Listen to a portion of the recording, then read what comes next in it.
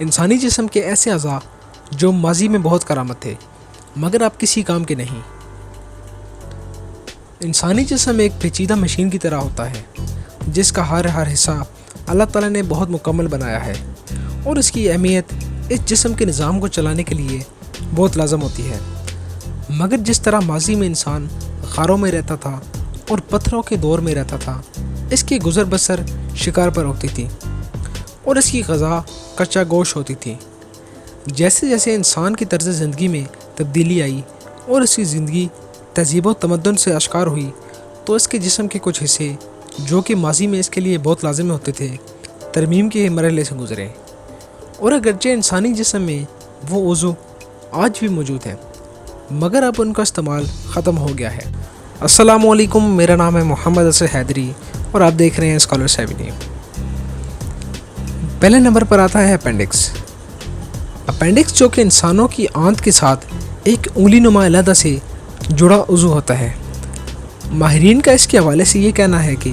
جب انسان ایسے پودوں کو اپنی غذا کے طور پر استعمال کرتا تھا جس کے اندر سیلولوز کی بڑی مقدار موجود ہوتی تھی، تو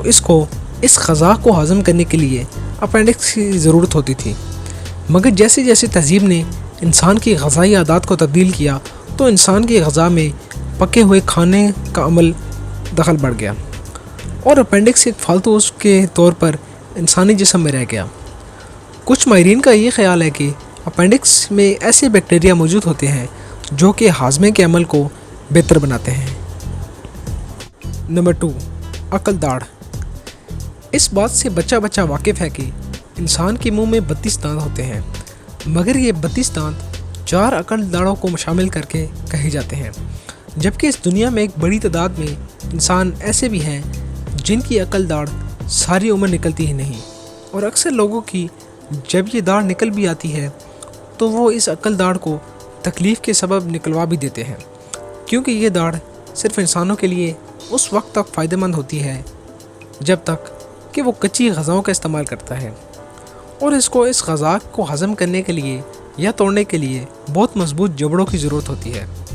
مگر اب غذائی عادات میں تبدیلی کے باعث نہ تو مضبوط جبڑوں کی ضرورت ہوتی ہے اور نہ ہی عقل داڑھ کی۔ نمبر 3، پلمارس لونگس پٹھے۔ یہ پٹھے ہاتھ کی کلائی سے لے کر کوہنی تک موجود ہوتے ہیں، اور اب 10% افراد میں تو ان کا وجود بھی نہیں ہوتا۔ کہا یہ جاتا ہے کہ ماضی میں انسان جب درختوں پر چڑھ کے اپنی غذا تلاش کرتا تھا یا پھر درختوں پر گھر بنا کر رہتا تھا، اس وقت میں اس کے بازوؤں میں مضبوطی کے لیے یہ مسل موجود ہوتے تھے جو کلائی کو مضبوطی فراہم کرتے تھے، مگر اب انسان کے اندر یہ عضو معطل کے طور پر موجود ہوتے ہیں۔ نمبر 4، اریکٹر پلی۔ تاریخ کے ایسے دور میں جب انسان اپنے جسم کو پتوں سے چھپاتا تھا یا پھر جانوروں کی کھالوں سے اپنی سطح ڈھانپتا تھا، ایسے دور میں انسان کے جسم پر بہت سارے بال موجود ہوتے تھے، اور اس دور میں اریکٹر پلی ایسے عضلات ہوتے تھے جو کل انسانی جلد پر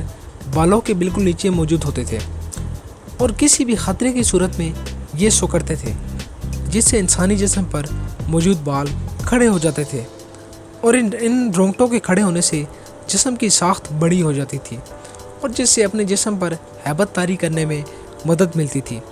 مگر اب جیسے جیسے جسم پر سے بال کم ہوتے گئے اور طرز زندگی میں تبدیلی کے باعث ان رونگٹوں کی حاجت نہیں رہی،